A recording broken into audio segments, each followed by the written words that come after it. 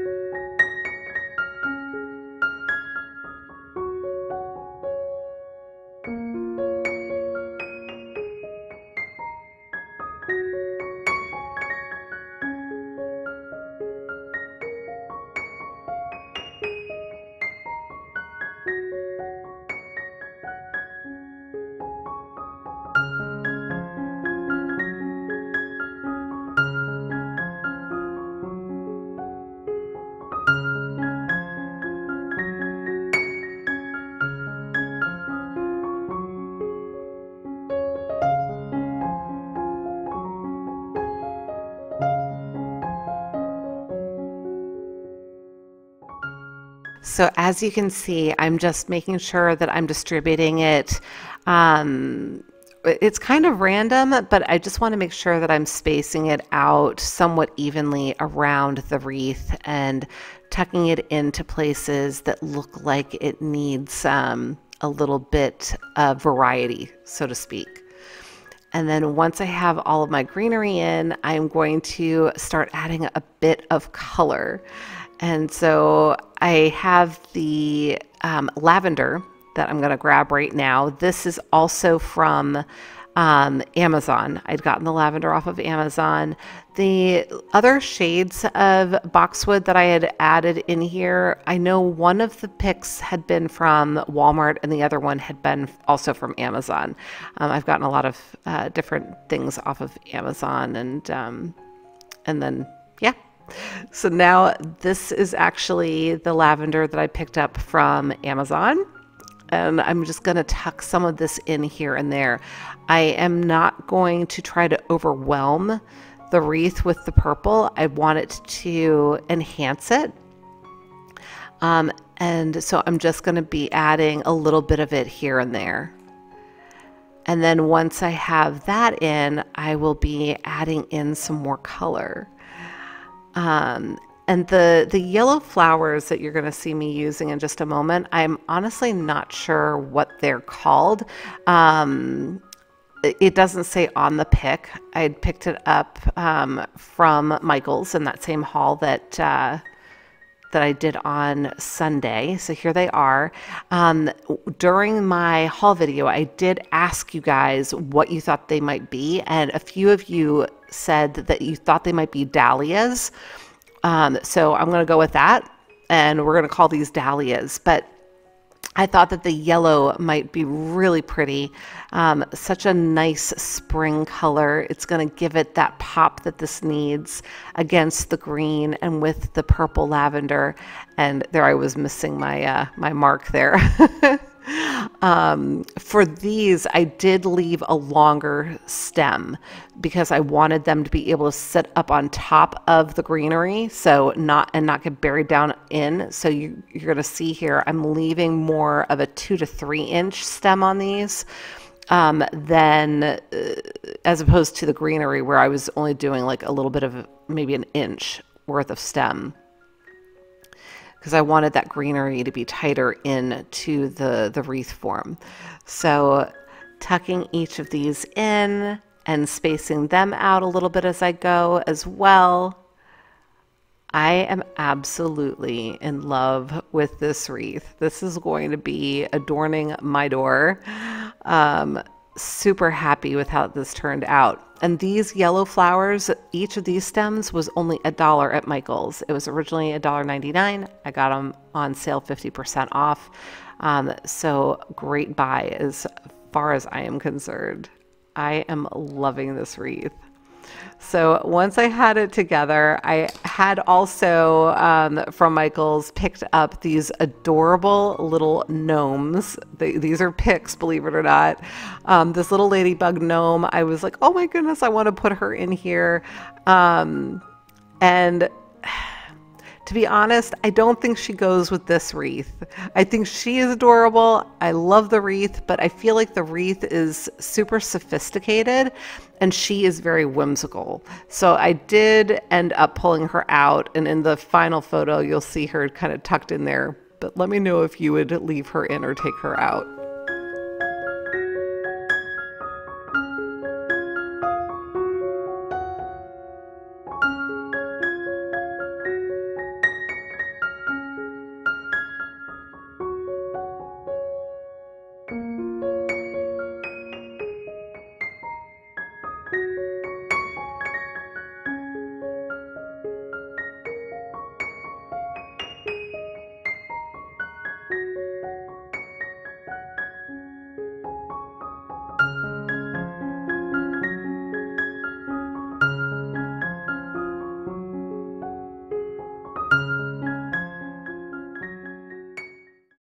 DIY number 2. Oh Okay, so you might have remembered this project from a while back. I recently picked up these hooks from the Dollar Tree. I was super excited. They were in my haul from last Friday's video, and my idea was to add them to this piece. But once I got a chance to take a look at it, I wasn't really thrilled. I felt like it wasn't large enough. I was going to be covering up some of the sailboats that I really liked. So I'm going to start over with another piece. So these are pieces of pallet wood that I have in my stash. My husband, gosh, it's been probably a couple of years now, helped me break down a few different pallets. So I've had a nice stash of wood to pull from. And these three pieces actually matched perfectly. I think back when we broke down the pallets, we purposely cut these, all of the wood in sets of 3 and perhaps 5, because I had intended to be able to craft with it in this way. But as you can see, I am sanding these down. I am not going to make them perfectly smooth, but I'm, as you can see, removing any loose pieces of wood, any of those little splinters, taking them off and making sure that nothing is going to be snaggable. I don't know if that's the word, but I just want to make sure that if I'm going to hang towels on this, they're not going to get ruined, right? So I got all of the rough stuff gone, and I'm just kind of taking a peek at what these might look like, spacing wise, and making sure my, I'm going to call it a sign or a background, for lack of a better term, is large enough for what I'm looking to do. And now I am ready to go ahead and paint it. So you can see these little containers down at the bottom. I had some paints that I had mixed months ago. Might have even been last year. And they were starting to dry out a little bit. So I went ahead and added some more water into them and just got them stirred up. I have this really pale, almost like a grayish, bluish kind of color, that medium blue, and then the darker blue, which is very similar to ocean if you have ocean chalk paint, but I somehow managed to mix colors and end up with something very similar to that. But I'm using a baby wipe to just apply some of this paint in kind of a wash situation, if you will. I am not looking to get a good heavy coat on this. I want to be able to see some of the wood through here.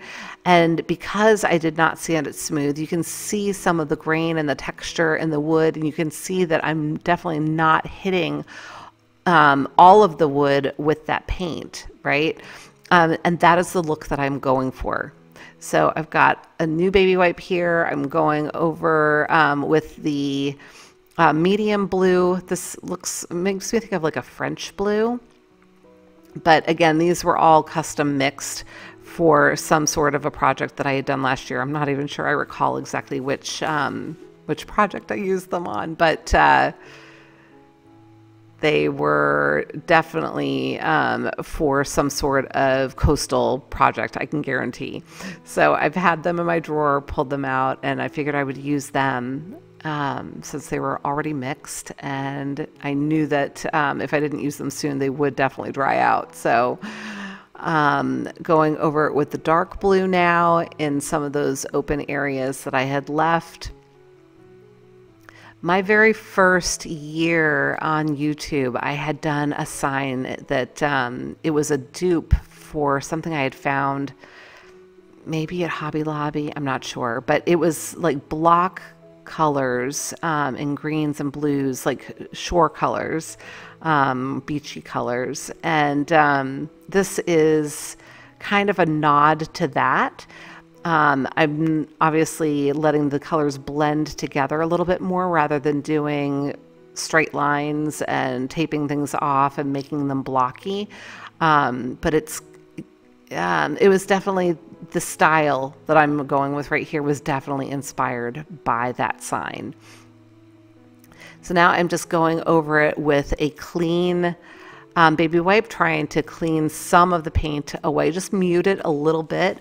And then I'm going to grab some more sandpaper and I'm going to just give it a quick sanding over top.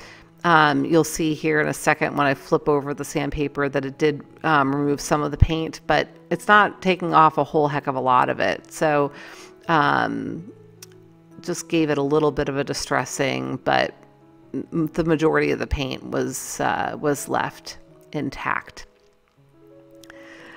So once I did that, I just wanted to check out my little hooks again to see how they were going to look with these colors. I'm super happy with how they look. I'm not quite ready to apply them yet though, because I've got to put the boards together. So I'm going to flip each of these boards over and then get ready to secure them. I'm going to hit my stash real quick and grab some of those big tongue, not dispensers, depressors. So these things. And I'm going to use 5 of them across the back to help secure the boards together.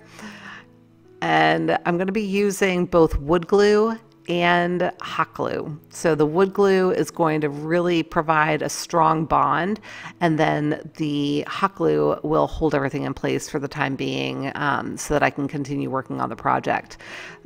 My wood glue tip nozzle, whatever you want to call that, is damaged, and so my glue is, unfortunately, it's starting to dry up, but I just used a popsicle stick to be able to dig in there and get to that glue.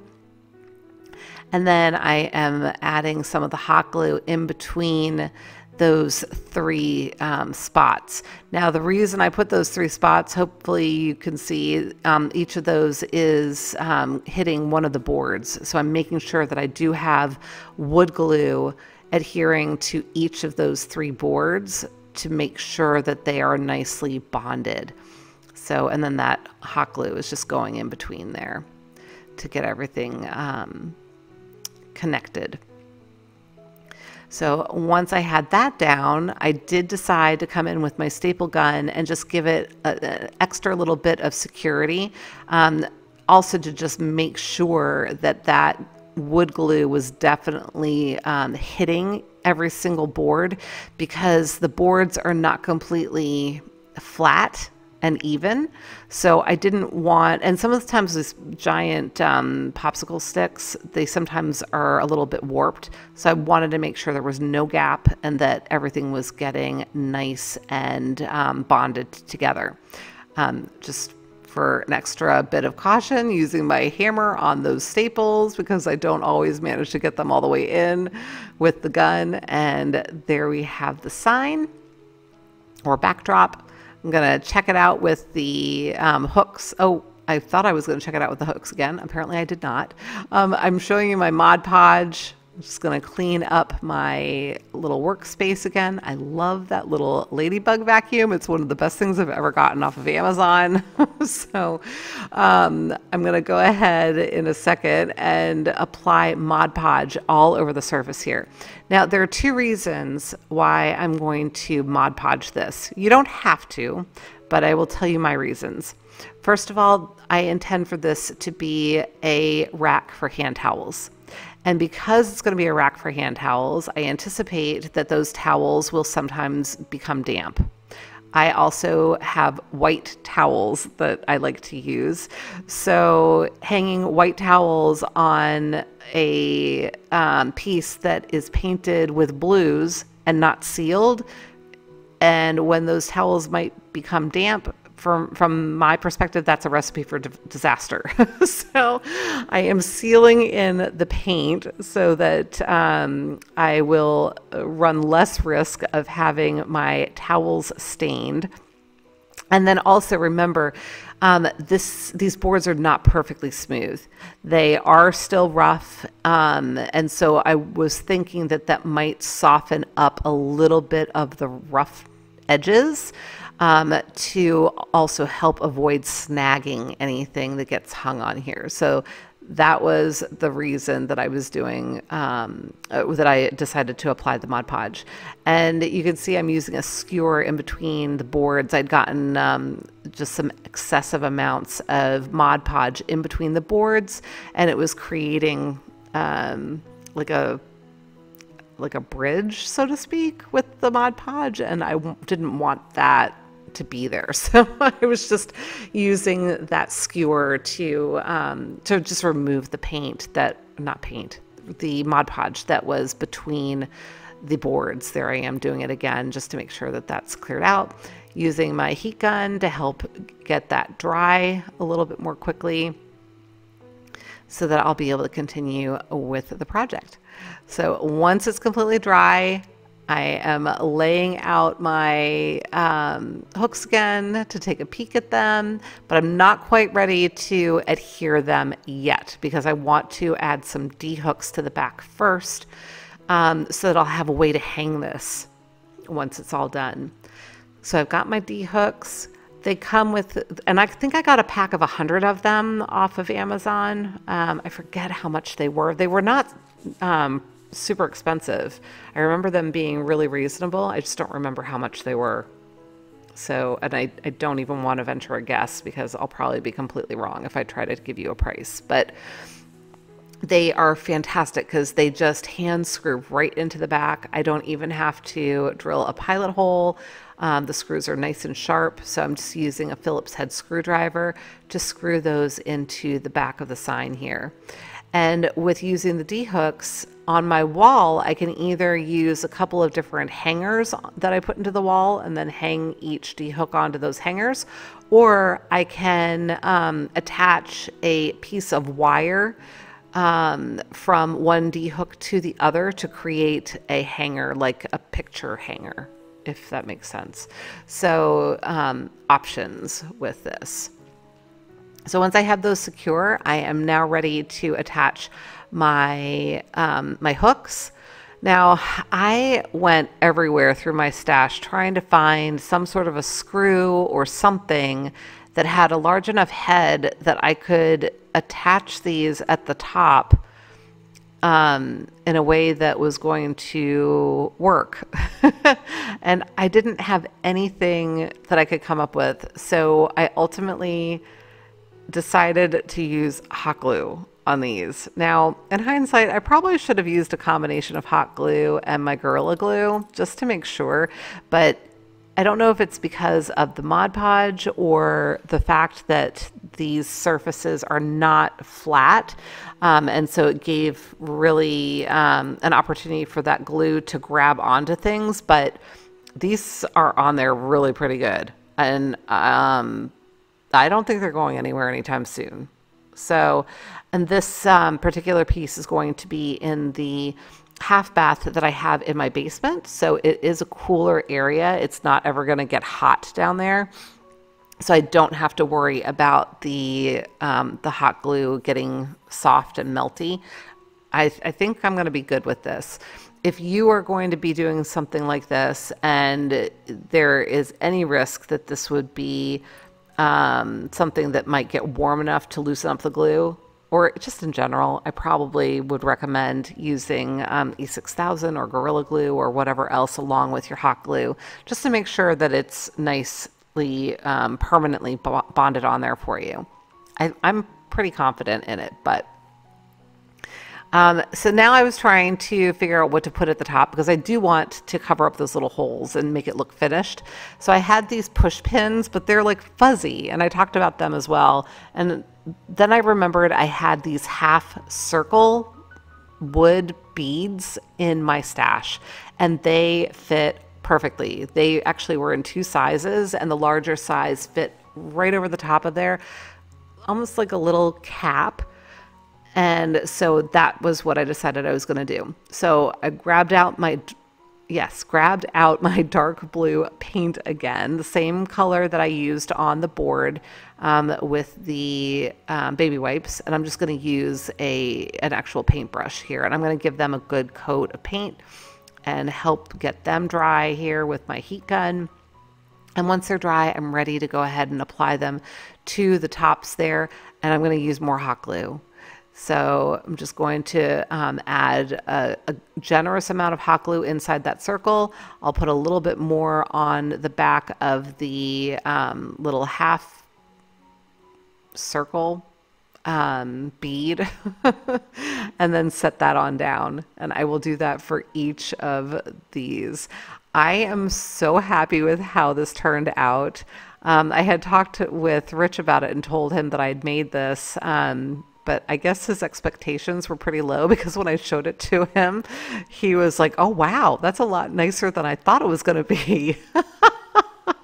So, at any rate, I think this turned out super pretty. I'm very pleased with it.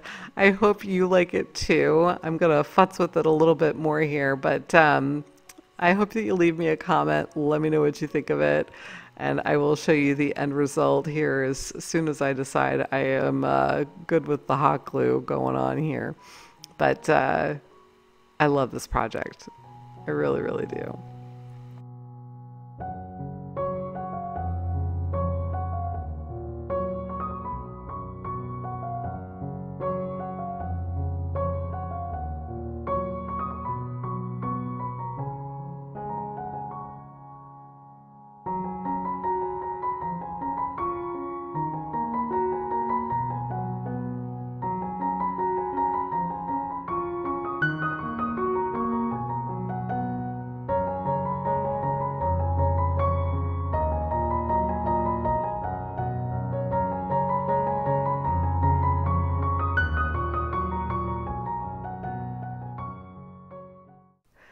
DIY number 3.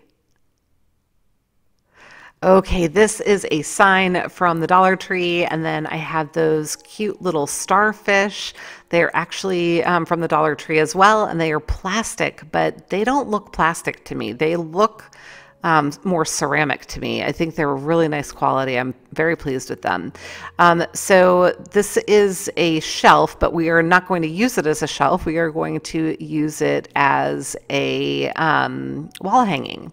So I am first of all just cleaning up the holes. These holes are already drilled through here, but there's a lot of like little pieces of wood remaining. They just needed to be cleaned out. So I went ahead and did that, and then I sanded them down just to make sure that everything is nice and smooth and finished. And then I am going to grab out my dark blue paint again, that same paint that we used in the last project. And I'm going to give this a really good coat of paint all over. So grabbing out this is just an old piece of parchment paper to protect my surface. And I'll just, like I said, give this a good coat of paint. I am going to paint both sides and all of the edges, just because I like things to be finished that way. And obviously I am giving it a coat with the paintbrush as opposed to the baby wipe. It is thinner than regular chalk paint because I had diluted it, but I liked the finish that it provided. Used that heat gun just to get it all dry. And then I started working with that cord. I just added some tape to the end to help me get it through the hole.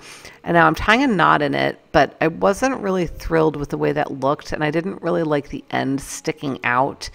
Even with, you know, the opportunity to trim it short, I just wasn't thrilled with that. So I decided I wanted to try to make the knot larger and then tuck the end back through the hole so that all that would remain would be that knot. So I just kind of manipulated it and tied it in such a way that I was kind of wrapping the cord around and through the knot itself. I don't really know how else to explain it, but I just made a larger knot. And then I went ahead and pushed the tail of that back through the hole. Sorry, I'm kind of out of screen there a little bit. It was a little bit of a challenge to do that, but I prevailed. So you can see here, all that is on the front side is that knot. And now I'm going to go ahead and bring this up through the next hole. I'm going to bring it across. That's going to create our hanger, and bring it down and then up through the bottom, leaving enough for the hanger. Now in hindsight, I wish that I had thought to use that metal ring to use for the top as a as part of the hanger. I didn't think to do it.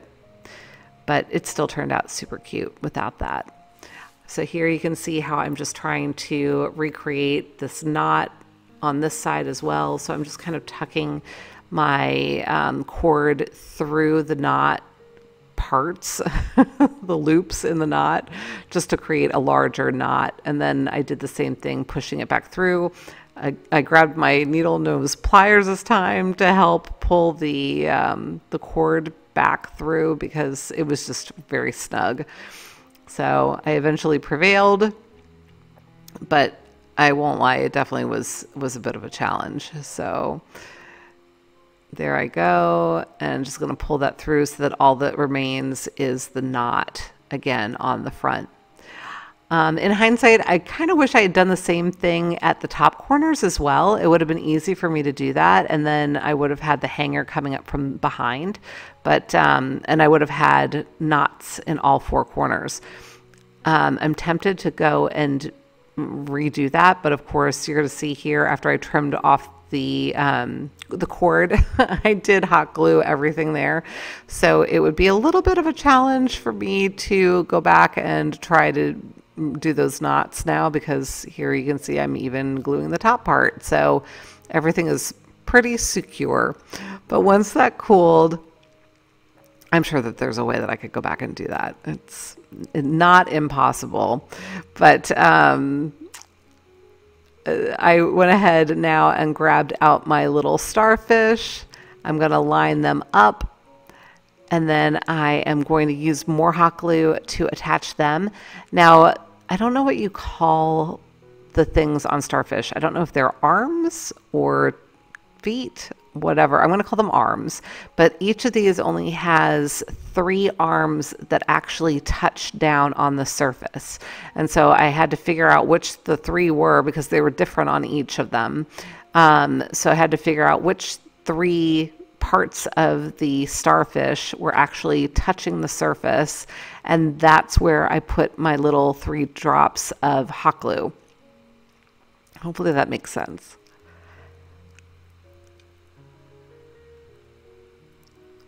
So just carefully adding them on and trying not to move them around too much once I set them down on the surface, because I didn't want to smudge hot glue all over the piece. And that's all there was to this one. I think it is super sweet. Looking at it now, I probably will go back and figure out a way to put the knots at the tops as well. But let me know what you think. Do you like it with just the knots at the bottom? Do you like it this way? Or would you put the knots at the top as well? If I do put the knots at the top, it'll give me an opportunity to also add that metal ring to the top to assist with hanging this piece.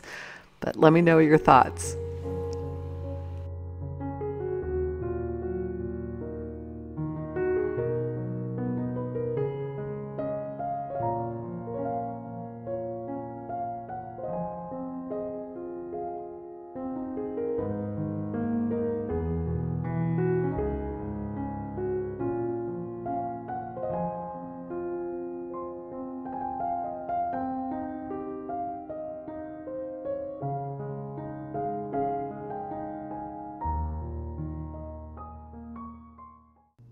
Okay, everybody, that's it for today. If you enjoyed the projects, please remember to give me a big thumbs up, leave me a comment, let me know which one was your favorite, and until the next time, be well, be kind, and make it a great day. Thank you so much for watching. Take good care. Bye.